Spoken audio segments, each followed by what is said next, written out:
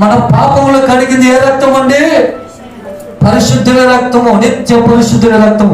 ఆ పరిశుద్ధుల రక్తంలో కడగబడి నీలో నాలో ఏ హీనత ఉండకూడదు, భక్తిహీనత ఉండకూడదు. చూడండి, భక్తిహీనత ఎందుకంటే అంటే భక్తిలో కూడా హీనత ఉందంట.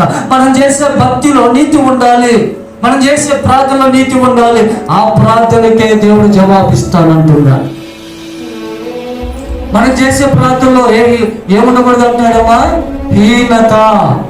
భక్తిలో హీనత ఉండకూడదు, భక్తిలో ఆశీర్వాదం ఉండాలి. యథార్థ ప్రార్థన. మన దేవుడు ఏ ప్రార్థన లక్ష్య పెడతాడండి? అందరూ ప్రార్థన చేసేది చూస్తాడు. ఒక్కొక్క బిడ్డ దగ్గరకు వచ్చి పరిశుద్ధాత్మ దేవుడు, ఈ బిడ్డలో నీతి ఎంత మాత్రం ఉంది, నీతియుక్తమైన ప్రార్థన ఉందా ఈ బిడ్డలో ఉందా, అందరినీ పరిశీలన చేసినప్పుడు ఒక్కొక్కరి దగ్గరకు వచ్చి దేవుడు హస్తం వచ్చినప్పుడు నీతి క్రియలు ఉన్న బిడ్డల మీదనే ఆయన హస్తం ఉంచుతాం. నీతి క్రియలకు బదులుగా శరీర క్రియలు ఉంటే ఆయన హస్తం ఉంచుతాడా?